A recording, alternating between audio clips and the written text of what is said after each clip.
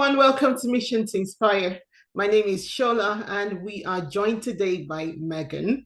Um, she would be talking about our journey, and she's a very creative person.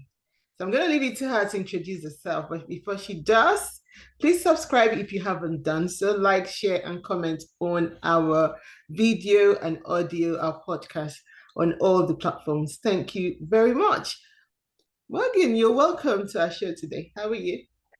Hi, Shola. Thank you so much for having me. I can't wait to get going talking about all the good stuff you have planned.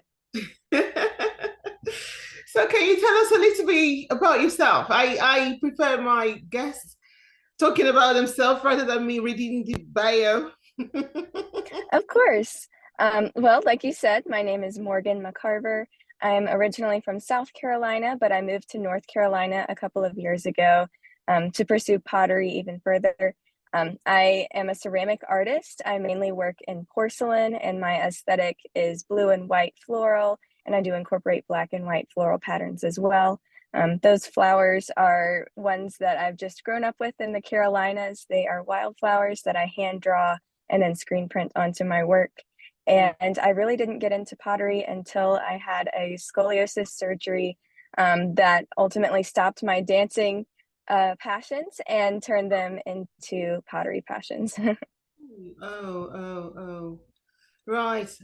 Wow. Thank you so much for that short introduction about yourself. We'll be asking you about your creativity in a little while. But before we go into the main interview questions for today, we're going to do a little this or that question just to know you better. Okay. Know you're into art.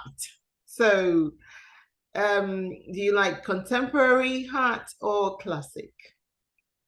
Oh, classical art. I know technically I would be ranked as a contemporary artist living as I do in the modern time, but I've got to choose classical art. Okay. And I know you're an author. So, fiction or non-fiction? Oh, that's a good question. I love historical fiction. I love fiction with a purpose, but there's so many amazing real world stories that are even crazier than fiction. So I've got to go with nonfiction on that. Non-fiction. City life or country life then? Mm, Kind of in between. I live in Asheville, North Carolina, and so it is a bigger city than I grew up in, Yeah. but it's not so big that it's overwhelming. So I'd say a medium-sized city. And it's in the mountains, so it's kind of both. Okay. Now, rainy day or sunny day? Oh, can I pick cloudy day? Oh my God. That is not in there. Okay. Cloudy. Okay, cloudy then. Um, hand building or wheel throwing? Hand building. That's a good question. And I do talk about this in my book a little bit. I throw on the wheel, but that was really hard for me to get a hold of and kind of figure out. So I prefer hand building. You prefer hand building. Thank you so much for answering those questions. Yeah, those were fun. Can we ask you why you like cloudy day, though? Um, I I don't know. I've just always liked the days where you can't even see blue. It's just completely clouds, and I don't know. I feel like I'm in a snow globe. It makes the world seem smaller to me, and I like that. Thank you. So, before we dive into the interview questions, we would like to know how we can connect with you if we want to. Of course. I'll send you directly to my website. It's www.morganmccarver.com, and that's just my name. And from there, you can connect with me on social media, follow. That way, you can sign up for my newsletter, you can shop my pottery and my book, Yeah. and do all that good stuff. Know me a little bit more through that. Okay.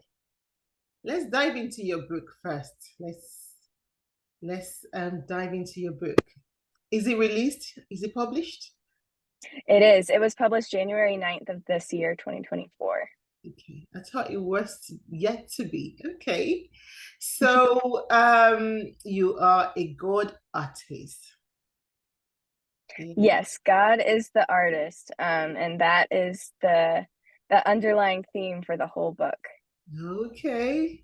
So in this book, you reveal God's creativity, right? Through Mhm. your poetry. So can you tell us how you explore the spiritual and the artist dimension of poetry when you were writing this book? What actually inspired you? Of course. Basically, I am a Christian, and so I've read these pottery Bible verses. And the more I learned about ceramics and pottery, the more I realized that these verses can be interpreted on an even more technical and deep level from a ceramic standpoint. And so the inspiration really came from me wanting to read a book like this and not being able to find it. And so that was just something that the Holy Spirit put on my heart to start pursuing. And then several years later, God the Artist now exists. And so I'm able to use my Christian and ceramic backgrounds to unpack all these pottery Bible verses and kind of go in depth about what their meanings are and the hidden symbolism throughout. Right. Okay. Well, that is very interesting to know. So it was actually inspired by you wanting to read something like that. You can't actually find anything like that in the market. Exactly. Wow. Wow. That is so interesting. So it's just a question of when you can't find what you want, innovate it. Yep. Exactly. I was missing that pottery community, and I was hoping I could find that in a book. And when I couldn't, I had to create that. So my hope now is that the readers are able to find that community and connect with other creative minds. Yeah. Interesting. So, I know you've got studios in two parts of America. Are they two parts of America? Yes. Ah, Um, okay. Upstate South Carolina and then Asheville, North Carolina. Okay. So, how do you find your inspiration around those surroundings to be able to write your book and also be able to do your poetry? Of course. Like I said before, I take a lot of inspiration from nature, especially wildflowers, Yeah. because they're so beautiful and they look so delicate. But when you really unpack just what a wildflower is, it's not Yeah. growing for anybody specifically. No one planted that wildflower, no one makes sure it gets water. And so these flowers that look so delicate are actually really quite strong and resilient. Some, like the thistles, even have thorns that prevent animals from eating them. And so they have a defense mechanism. And so that's really what I'm incorporating into my work, kind of playing with that idea of something that looks delicate, but it has a hidden strength. Because that's how I feel. Having back surgery, I have been looked at as delicate, but I do have this hidden strength and this hidden passion in ceramics. And similarly with the clay, the porcelain, it looks very fragile, but it is very strong. Porcelain is used to make sinks and toilets and cups and all of these daily things. It's used for bone replacements. So while it looks fragile, and it is in some ways, it does have that hidden strength. And so that's really where my inspiration comes from. Oh, so it came from the surgery you had and the surroundings where you are right now. Okay. Yes. Wow. Wow. It's good to actually use what we thought could be a challenge. Well, was a challenge at the time, and then you've turned it into positivity and you're using it to help other people to get to where they want to get to as well. So, yeah, thank you so much for that. Um, what initially drew you to pursue a degree in ceramics? Um, Basically, I got into pottery because of my scoliosis experience. I needed a creative outlet while I was recovering, and so I started taking pottery classes. But ultimately, I didn't think I was going to get a degree in ceramics. I actually went to get a degree in art education to become an art teacher. And before I even took my first class, my professor, who was my mentor at the time, Mm, talk to me about different classes I would be taking and different things I would pursue.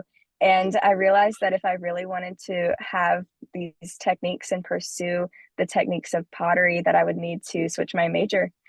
So that's kind of how I ended up becoming a ceramic artist and getting a degree in ceramics, just really wanting to pursue that craft and Mhm. learn more about that and hone my skills. Right. Okay. Thank you so much. Your hard work often intertwines themes of femininity, strength, and the historical context um, of Victorian. Let me come again. So your hard work often intertwines themes of femininity, strength, and the historical context of Victorian contemporary. Can you elaborate on how these elements inform your creative process and the messages you aim to convey? Of course. Yes, that's a great question. So my art does reference Victorian culture and kind of that aesthetic, especially Wedgwood pottery. That was big during the time, and other companies like that, even McCoy pottery. So I do incorporate slip casting a lot in my work. That's my main form of creating art, and I'm making my own molds and plaster and everything like that. But basically, it's that same inspiration. I am able to connect with the ancestors of wearing corsets because I did wear a back brace for several years, trying to correct my scoliosis. And so this idea really came to me of the human desire to control the organic.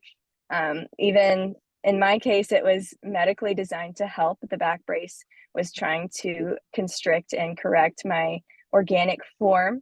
Yeah. But it didn't. And in the same way, the Victorian corsets were designed to constrict and reshape that organic body type to be the silhouette that was desired.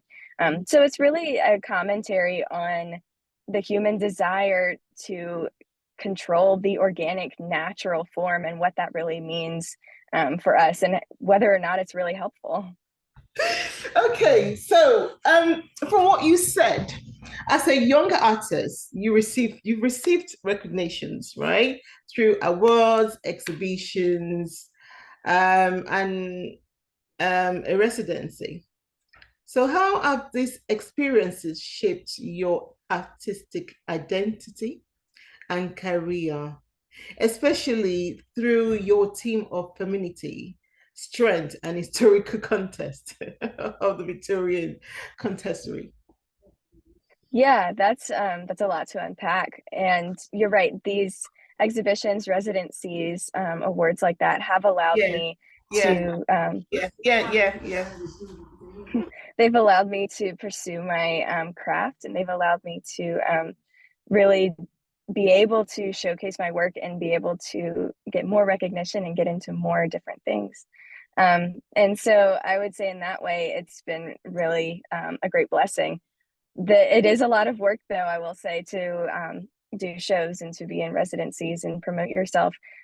So in that way, it's pushed me harder to grow my business more, to manage my time better, but also to make work that people appreciates. Because every time you put your art in front of somebody, there's going to be some criticism, there's going to be some feedback, and it's figuring out what feedback do I actually use in my work, what do I take back with me and incorporate into my practice, and what feedback do I just let slide and realize Yeah. everyone's going to have different opinions and this is my work and I need it to have this specific message.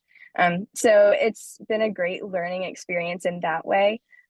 Being a woman artist navigating this world, it's better than it was, but it still is a very interesting environment. And so trying to promote the femininity, like you've talked about in my work, and just really focus on bonding and connecting with other women, especially other women such as yourself who are, you know, doing the business thing, getting the word out there, hustling and making things happen, whichever field that's in. I think that's important for us all to connect in that way.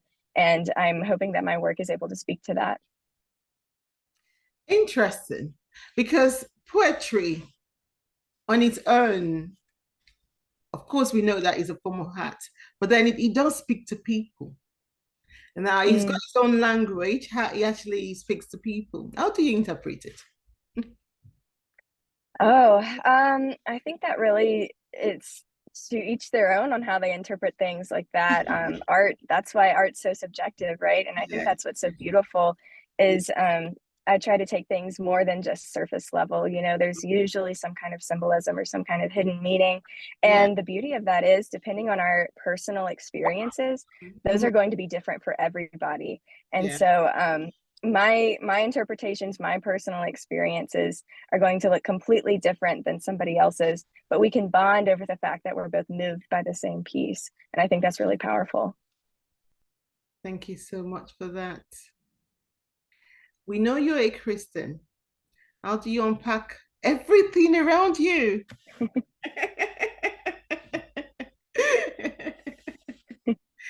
That's a good question.